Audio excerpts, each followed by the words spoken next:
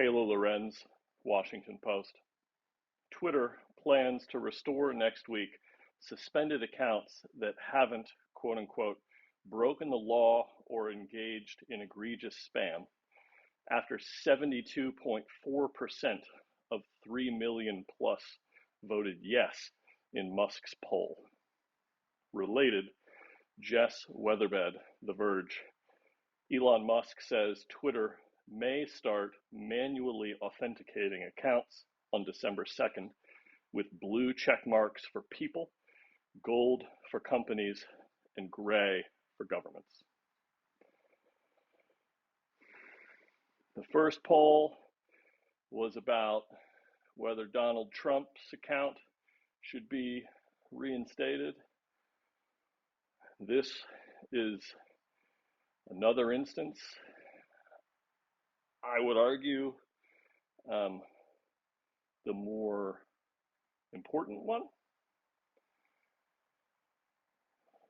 Donald Trump carried a lot of attention because of his extremely high profile as presidential candidate and then the president of the United States.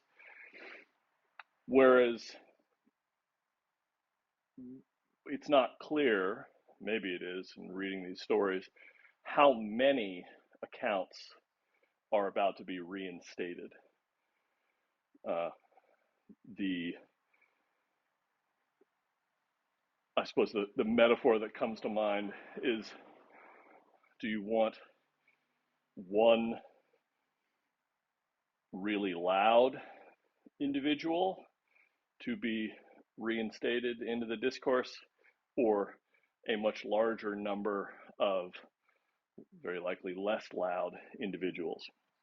In some ways, this is maybe a real world example of the Reddit question, I think. It's one of those things that comes up in AMAs.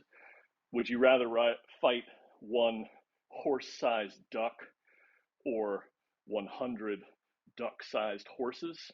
Like, which one of those is worse? We'll find out.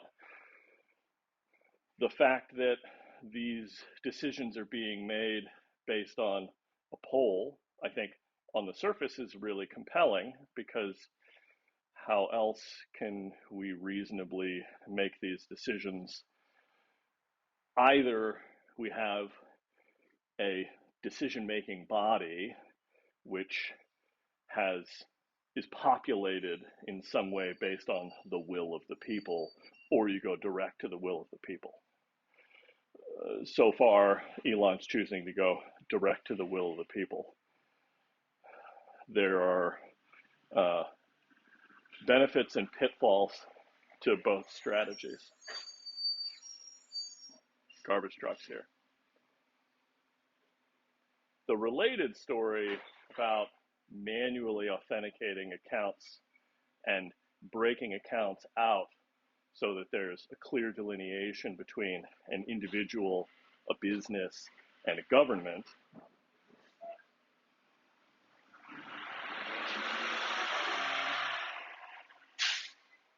That one strikes me as much more important. Like, there will be a lot of energy spent on how much worse Twitter will be for, sort of letting a bunch of people out of Twitter jail. But the evolving process by which Twitter establishes sort of trusted actors in the system, right? And the low bar here is, you're trusted because you found a way to hand Twitter $8. That's not a particularly high bar, as has been shown since the first attempted relaunching Twitter Blue went live. I spent $8. I have a blue check mark next to my name. Okay. Again, there's a huge conversation around, what does a blue check mark mean today versus what did it mean a year ago?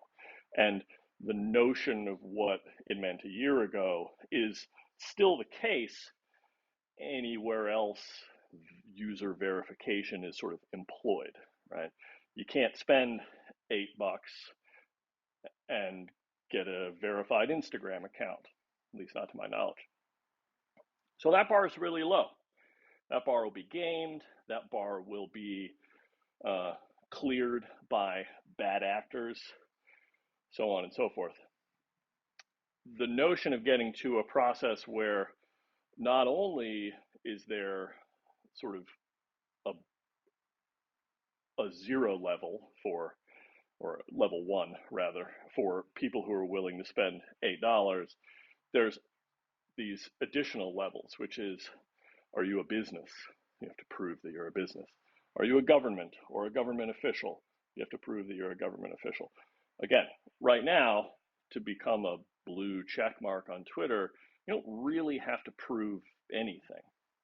Is that going to stay the same forever? I highly doubt it. The notion that a manual authentication process is in the works should show people that while you can pay $8, we as Twitter reserve the right to verify that you really are bound to your credit card number. I don't know what the ultimate verification process will be, but it's an evolving thing, and I think a good thing to create multiple forms of Twitter. The business has had some non-zero interaction with the entity that holds this account, and therefore every account that hasn't gone through that process, we can treat it differently. We can treat it differently with regards to its weighting. We can treat it differently with regards to how any future content moderation rules are deployed. You get flexibility in how you manage your user base when you have better identifications around them, right? A concept as old as Twitter, as old as any of these platforms, are people who have a username or a handle which you really want but can't get because they were there first, even though the account is very clearly not in use. Twitter, Elon, they've made no statements about how to address this, but logically, if you create a system for verifying accounts, then non-verified accounts could see an email land in their, unwatched email inbox that says, you need to show us some sign of life, or within the next N number of days, we're going to revoke this user account and put it back into the general pool, hand it to someone who has submitted a desire to have it and use it themselves.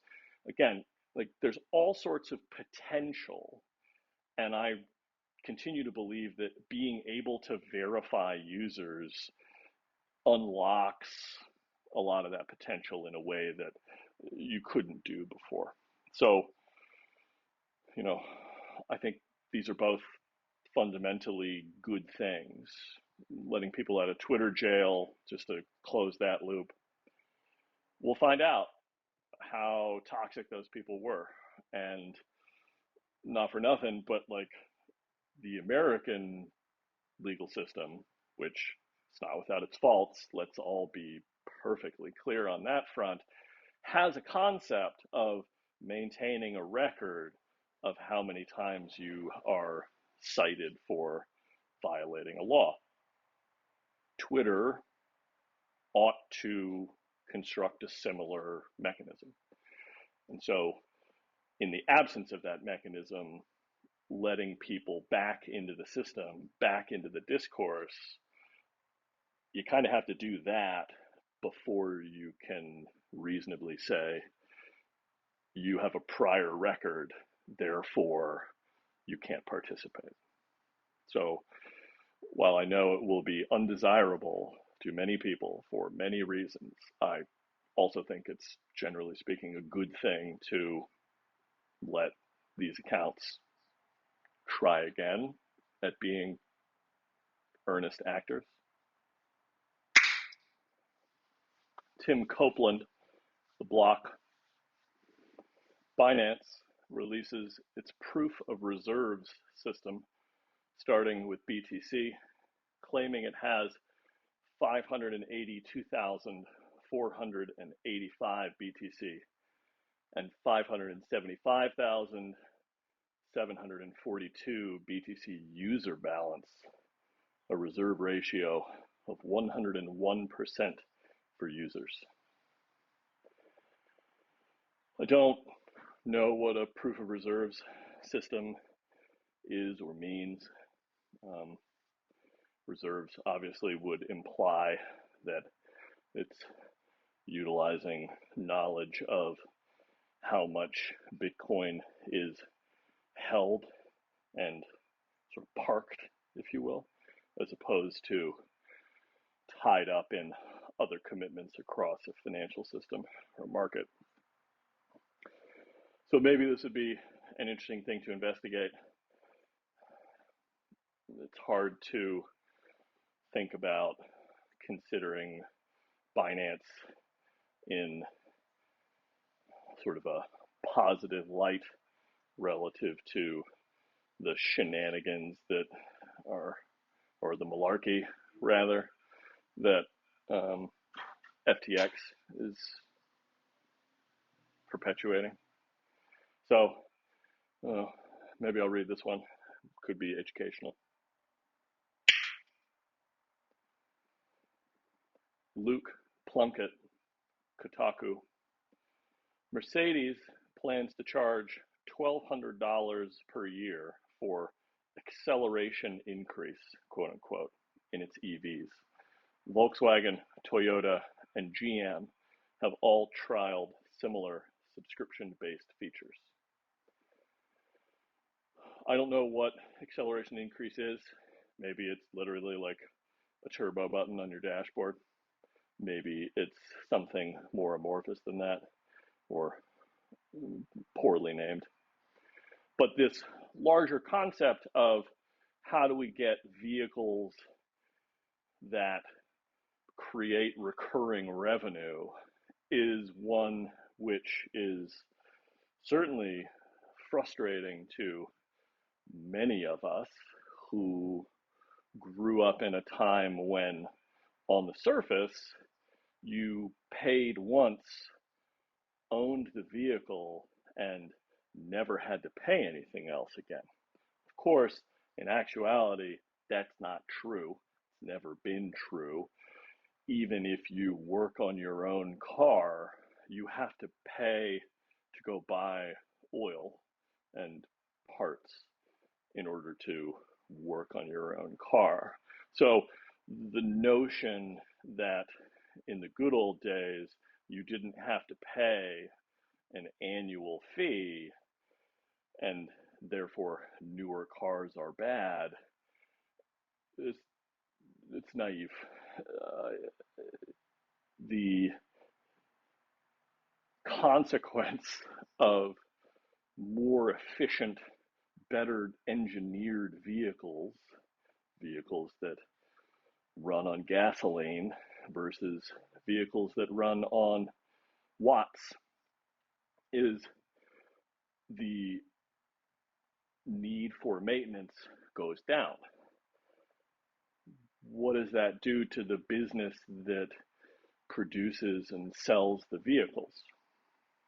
It's not surprising that the largest and most venerable automobile manufacturers are now all exploring methods for turning ownership of a private vehicle into something that has a recurring fee structure attached to it. The question is, can we get to the version of the world where I don't have to pay for the vehicle unless I'm using it? That, of course, requires that the vehicles have some way to be relocated according to demand in the system. The most straightforward way for a modern automobile to be easily relocated is for it to drive itself. I know how many different ways one can make the case that self-driving cars are not coming anytime soon. I tend to disagree, but I haven't seen the state of the art, which appears to be Tesla's full self-driving beta in person. I don't know what that experience is like. There are plenty of people who will point to all of the moments where it fails. Yeah, it fails. You know what else fails? Human drivers. All the fuck time. The goal is not to make a car that never crashes. The goal is to make a car that crashes much less often. And while it sounds frightening, throwing the navigation and operation of the vehicle to a hive mind of all vehicles with the same set of sensors that are pooling their knowledge and understanding of the probability of a particular thing happening on the road right in front of you strikes me as a thing that's going to get to a place where it is good enough that people will choose it more often than not. In that world, then you can imagine not owning a car, but instead hiring a car and having it come to you, you getting to use it for some preordained block of time or as long as you need it, and then letting it go. That may sound like science fiction, but, and I'm really sort of speaking to people who are my age or older right now, it's going to happen before you're dead. Like, I'm placing that long bet. It's going to be here. And frankly, I can't wait because all of the malarkey around owning a car, I'm done. I have zero interest in this. I may want a car that is always in my driveway, and in that case, I will avail myself of Volkswagen or Toyota or Mercedes or GM or Ford or anybody else who will allow me to do that, even if that means that I am on some subscription plan in order to have that luxury. But you give it a little more time, everyone in my family gets a little bit older. Everybody uses bicycles on a regular basis because of where we choose to live being a sufficiently bicycle friendly place to be. Maybe I don't even need that anymore. And I would love it. Zoe Schiffer at Zoe Schiffer. Source: Twitter abruptly fired around 50 engineers and warned dozens more on the evening before Thanksgiving. Some were told their quote unquote code is not satisfactory. Related, Financial Times. Sources: Elon Musk disbands Twitter's Brussels team, sparking compliance concerns among EU officials after policy executives departed the small but vital office. Another, it's hard to call it a chapter, another page in the chapter of Elon is dismantling this company in the most heartless and chaotic way possible. My moral compass would agree with that statement. I think that there are humane ways to tell people that their services are no longer required. But I am not him. He is not me. He has his own moral and ethical framework, and it comes from all of his accumulated life experience. And while we can all have our own individual opinions about whether or not we would operate in the same way, given the same set of circumstances, that thought exercise is really just fraught, because how could you possibly preload all of the same life experience that he's had in order to then run the experiment in your brain and come away with the decision that you would behave differently? Americans are really big on Thanksgiving. I have completely fallen out of love with Thanksgiving. I'm done. It's just a Thursday where the banks don't work and most businesses are closed. I'll take the holiday, but then again, if I were working on something that meant the world to me, I probably would have worked yesterday. In fact, I did. I worked on these little bullshit videos. So there you go. In terms of cutting people because their code is not satisfactory, what other metric could you reasonably use if what you're doing is letting go of software engineers? Then make a determination that the software they write isn't up to your standards. Again, you can not like these decisions. You can form a personal opinion that the person who's making them is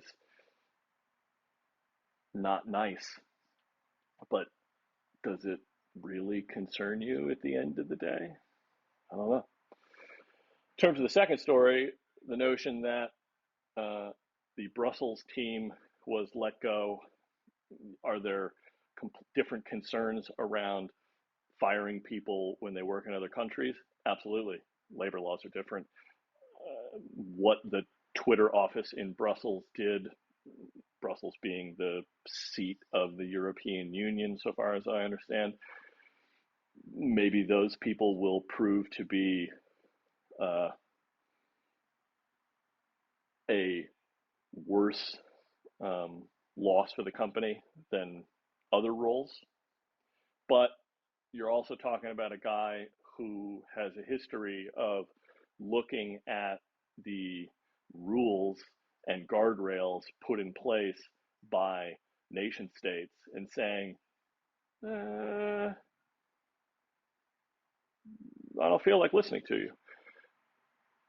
And again, if you can partition your personal feelings about his morality or ethics, if you're really trying to do different things in the world, isn't that kind of what you want?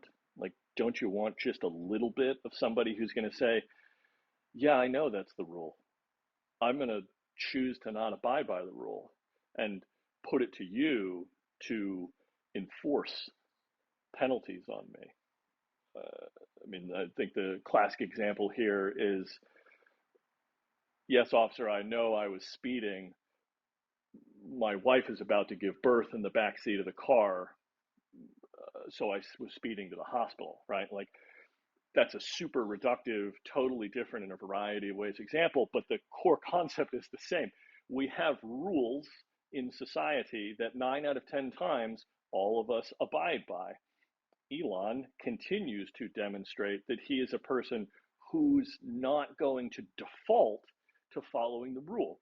He's going to look at the pieces on the board in front of him and make the decision that he believes is most likely to lead to the outcome he wants. And if you're trying to build a company that makes Earth and multiplanetary species, if you're trying to build a company that converts all automobiles to using renewable energy sources, if you're trying to rebuild and salvage a company that provides a medium for anyone on the planet to be in discourse with everyone else on the planet, maybe you don't want to follow every rule. I don't know. Alex Hearn, The Guardian, UK government says its online safety bill will return to the Parliament in December and will be expanded to criminalize non-consensual, quote unquote, deepfake pornography. This is a good thing. The era of not being able to discern with a basic set of human vision capabilities whether high definition video is a indisputable record of something that really took place versus a synthetic creation is upon us. It's not good. We, as a species, are not prepared. There have been little examples here and there. The most wholesome and entertaining, in my opinion, are the Tom Cruise deepfakes. There are a couple of examples. One is, I can't remember the name of the YouTube account, but someone took late night talk show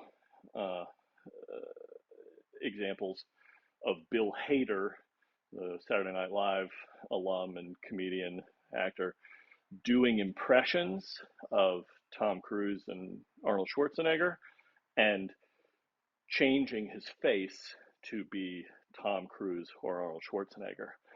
Really well done. Highly encourage going and checking it out. And then there's also, I want to say, an Instagram account, maybe it originated somewhere else, I don't know, of someone who exclusively does Tom Cruise. And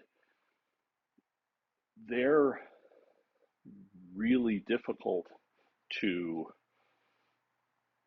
sort of disprove. Like you have to know going in that what you're looking at is fake in order for it to be sufficiently easy to sort of spot the ways in which it doesn't make any sense. And the pornography application is certainly an area where we need some generally agreed upon set of societal rules, because pornography is pornography. Like, it's a big, gnarly thing to contend with at a social and cultural level. So good. Like, I hope this gets well thought out and implemented and deployed and enforced, because you don't really want to live in a world where anyone can make it look as though anyone said or did anything and have there be no repercussions for that. But I don't know how enforceable any of those repercussions will be. Like, again, I think there are net positive examples of where this sort of stuff can be applied. It wouldn't surprise me if it has already been employed in, sort of large scale Hollywood filmmaking circumstances. Actually, now that I'm thinking about it, The Irishman, the Netflix movie that Martin Scorsese did, my understanding is that they placed a young version of Robert De Niro's face on Robert De Niro. Maybe it was a different actor, I don't remember. But the point is, the Tom Cruise example, you can absolutely envision a world where Tom Cruise signs over his likeness so that we'll have Mission Impossible 27 30 years from now, and Tom Cruise will still look like a flawless middle-aged specimen of a human being, simply because they're like painting his face onto another actor onto another physical body. That seems like a reasonable place to deploy this sort of technology. Although even there, we've never reckoned as a society with the notion of there being human beings who never age. That's going to get weird. Jane Zhang, Bloomberg. Meituan reports Q3 revenue up 28.2% year over year to around $8.7 billion and $170 million in profit as its quote unquote core local commerce segment, including food delivery and hotels, rose 24.6% year over year. I wasn't particularly interested in learning more about Meituan, but the notion that they're in the food delivery business and the hotel business now has me interested in learning about them. The notion of a conglomerate is something that, to my knowledge, hasn't really been a thing in the West for a long time. Like GE is the only thing that springs to mind there. But Samsung make smartphones and refrigerators, and I don't know, they probably make like motors for mega yachts. Like they make everything. And so it's a model which is novel, and quite frankly, maybe it's the right model for a lot of businesses which have gone from 0 to 1 thanks to the sort of last 20 years of internet development, and certainly the smartphone, if you want to peg it to a single thing, right? Uber doesn't exist as a business in a world where human beings aren't carrying around devices that can send their precise location and process financial transactions at the drop of a dime. So that's a good thing. I'm not sure that, well, there are cases to be made for why Uber is not as good a business for all of the actors involved as the existing taxi and hire car businesses were before it. But for the end user, I don't think you can argue that it's a superior experience. It's obviously a superior experience. However, Uber, to my knowledge, is not a particularly lucrative business. And so a version of the future where it is a business which can exist because it has a parent company which can balance other business units in order to continue to be a sort of solvent going concern, that might make a lot of sense. It sounds bizarre, but maybe there's a world where Amazon buys Uber because they have enough other areas of business that are fundamentally related to navigating the physical world, that there may be efficiencies there that Uber can take advantage of. And then Uber becomes a business unit which doesn't necessarily need to turn as much of a profit to provide for its own existence because it has a parent company where there are business units that throw off preposterous amounts of profit and you can balance it out. And so maybe that's what Meituan is, and I'm curious to find out. Pariksit Mishra, CoinDesk. Consensus says it collects user data related to its on-chain wallet service MetaMask, following a similar announcement by decentralized exchange Uniswap. As always, blockchains, not crypto. That said, wallets are tools of blockchains, not every blockchain. And so I think they're more interesting to pay attention to.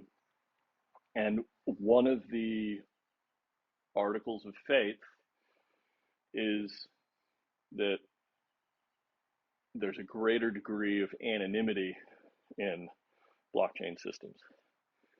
It's not, strictly speaking, true or accurate, but it is a desire for people who are advocates of moving toward blockchains as an underpinning piece of technology for applications we build in the future. So the notion that MetaMask and Uniswap are both coming out and making statements about the user data that they do collect is certainly relevant, because collecting user data and anonymity on the surface would seem to be in conflict with one another. How much of an issue this is, not clear, at least from reading the headline here. And the good news is I don't have a lot of skin in this game, so I don't have to worry about it. But maybe we'll learn something interesting, and in so doing, learn some lessons about how to build wallet tools in ways which better respect and preserve those principles of sort of freedom and anonymity. We'll see. James Vincent, The Verge. Stable Diffusion 2.0 makes it harder to mimic some artists' styles or generate not safe for work output. Stability AI says NSFW images were removed from its training data. Related to talking about the British government creating legislation around deepfakes. Again, we're entering this era where synthesizing imagery is getting easier and easier. And the idea that those tools should not be utilized to create pornography seems like, on balance, that's probably a good idea. You've got to recognize that there's no way you can stop that from happening, because fundamentally these tools are built in ways that they can be, you can sort of build an infinite number of them. And so all it really takes is a handful of people who decide that they want to build a tool that allows for NSFW output. The notion that there was NSFW imagery in training data that was used to build the tool, that's one of those instances where you kind of hear like Jeff Goldblum, Jurassic Park in the back of your mind. Like, your scientists were so preoccupied with whether or not they could, they never stopped to ask whether or not they should. I don't know if that's a totally accurate quote. Somebody correct me on that. But yeah, we're going to all keep reckoning with this weirdness. Dan Taylor, tech.eu.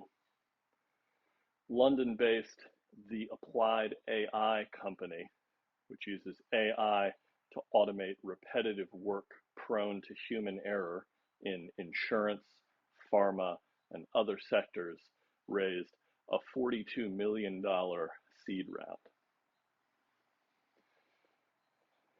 If the last handful of stories today give you cause for anxiety or consternation about machines building machines, this hopefully should provide something of a counterbalance or palate cleanser.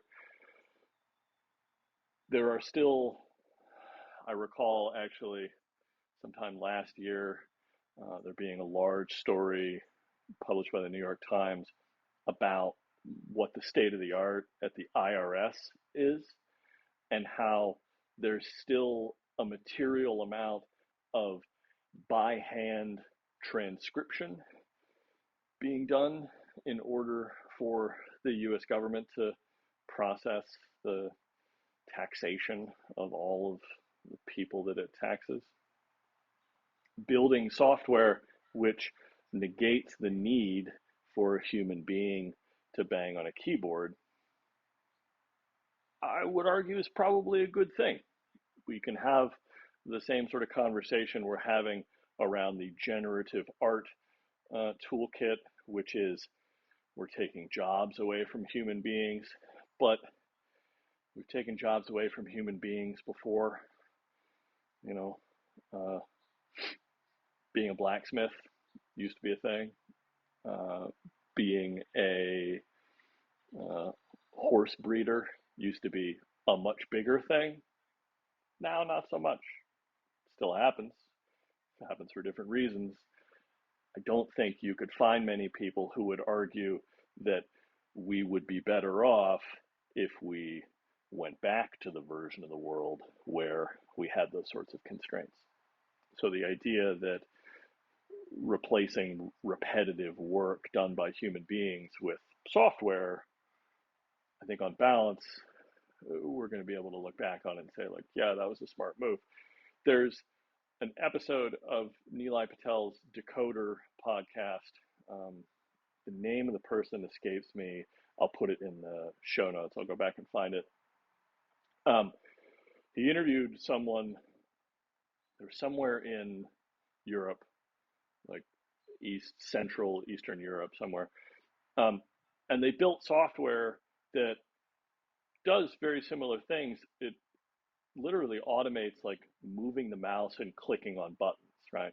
So rather than having to restructure your entire business so that you don't use Excel anymore, you just employ this software that basically has another computer operate Excel instead of a human being operate Excel.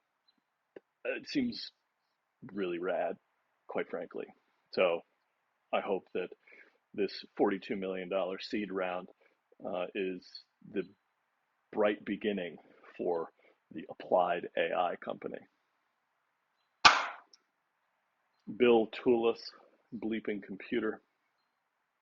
UK police, Europol, Dutch police, and others dismantle online phone number spoofing service iSpoof and arrest 146 people, including the suspected mastermind. Mastermind. You don't see that word a lot. Good. Phone number spoofing is bad. Phone number spoofing is a thing that should not happen because a phone number is an identifier. Phone number is a thing which I venture to say every human being alive who is aware of the telephone has some sense of trust in the notion that a phone number directly relates to a particular entity, whether that entity is another individual, an office for a group of individuals, office for a group of state actors. Phone numbers are powerful symbols of identity. I think phone numbers should have died a long, long time ago because we have better mechanisms for providing identity or self-creating and certifying identity, and we have better tools for doing the jobs we use phone numbers to do, which is allow me to communicate asynchronously or synchronously with a particular entity. You dial the right 10 digits and my devices will ring. The reason that's the case, in my case at least, is I handed my 10 digits over to Google more than 10 years ago. And so when anyone on the planet punches in those 10 digits, it goes and talks to Google's service, and then that service routes to my devices. That abstraction has for many years been kind of clumsy, not perfect, but it is incredibly useful because I can flip one switch on any of my devices and it never rings. I'm never interrupted. As opposed to a telephone number where that's much more difficult. There are some affordances in the operating systems of the devices I use to make that less likely to occur, but it's not as easy. The second component, which I think is much more important and is frankly the reason why everyone should be giving up on using a phone number as their prime identifier, is that the phone number is bound to the identifier that allows your device to connect to the cellular network. So in my case, Verizon provides connection to the internet to my devices. There is a phone number in every device that connects to Verizon's network, but I don't give it to anybody. Why don't I give it to anybody? Because maybe you missed the story from, I think, last summer about just how simple it is to take a phone number and hand it to the community of people who all operate under the label of private investigator or bounty hunter. But the exact location of the device with a given phone number can be had for a couple $100. And if that doesn't concern you as sort of an average individual, that all anyone needs is to actually have the 10 digits that are connected to the device you carry around in your pocket all the time, and then spend a couple $100 in order for them to learn where you are on the planet. Can't do that with an email address. You can't do that with a Twitter handle. You can't do that with a Signal account. You can't do that with any of the dozens of ways to communicate both asynchronously and synchronously with anybody else on the planet. There's an asterisk. Not everybody has a cell phone. I get it. It's a superior model. And this relic of a bygone era, which is these 10 digits are you, I think we need to put it to bed. I sincerely believe that, or hope is a better word, I sincerely hope that my children never have a phone number. So I know that's more of a rant than it is a story about this particular crackdown on a spoofing service. But I hope that anybody who hears it like reconsiders, do I really need a phone number? And for those keeping score at home, at least those who use Apple products, your Apple ID, the email address you use to authenticate to the App Store in order to like buy an app, that's an address. You can change it, but it's an address. And you can use that as a substitute for a phone number to communicate with any other Apple device. Open up your iPhone right now, go to the Messages app, go to New, and type in someone's email address. It turns blue. That means you can communicate with them, and you never have to know their phone number.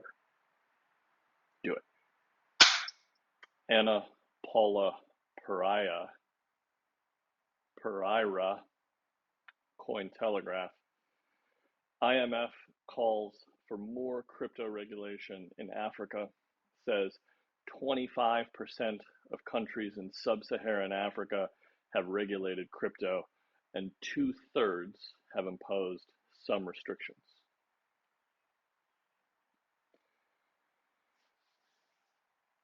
The notion that the IMF, International Monetary Fund, I think, not Impossible Mission Force, is looking to nations in Africa and saying, y'all have to do better when it comes to crypto regulation. Meanwhile, the businesses operating in the developed world, the Bahamas, the United States, are clearly in need of superior guardrails and regulations. Though I remain open to the point of view that you don't actually need more regulation, you just need better end user education. There's a large middle ground there. But the notion of this very sort of hegemonic entity telling all of these less developed nations that they need to up their game in terms of putting some guardrails around crypto is hilarious on one level. But the more interesting thing here is that it reminds me of Estonia. Estonia was one of the first republics to break away and regain its independence from the Soviet Union. I think I have that right. And as a result, they re-entered the sort of open market in, I want to say it was 1996. I apologize if I get that wrong, my Estonian brothers and sisters and others.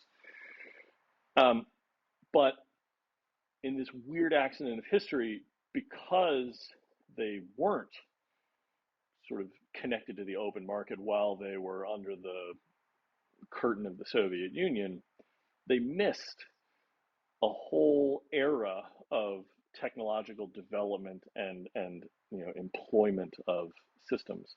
And many people point to that as part of the reason that their government is run as well and with as much technological sophistication as it has today. I'm going to get a lot of the details wrong. I'm not going to try to fill in a lot of the details, but paying your taxes in Estonia is shockingly simple. Voting in Estonia is something that can be done on a telephone. And I'm sure there are many other examples that I can't think of right now, but the reason this feels related is all of the African nations which are adopting cryptocurrency and what is the sort of burgeoning state of the art of how do you transact between parties. Again, reminder for myself to go read the Twitter thread by Crypto 6529.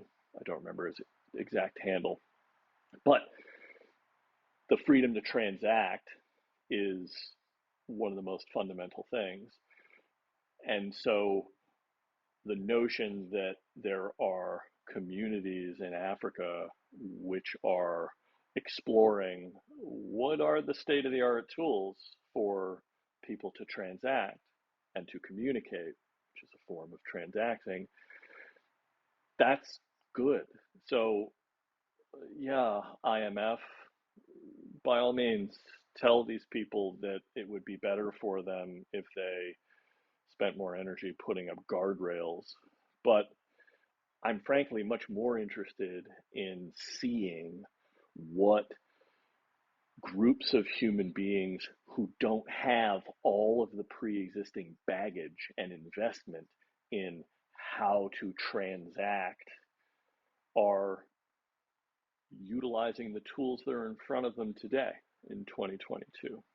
I think, maybe this is sort of another long bet, that it's entirely possible that the nation which becomes the sterling example of how to employ cryptocurrency at scale could very well be an African nation. I don't see why not. Because again, they have an absence, not in every case. Africa is not a monolith.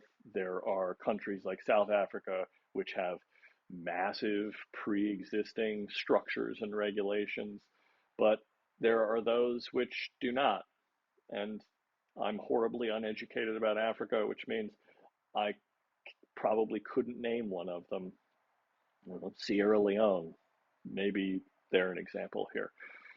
But the point is, there are nations in Africa which do not have all of the systemic baggage about how to do things, how to transact.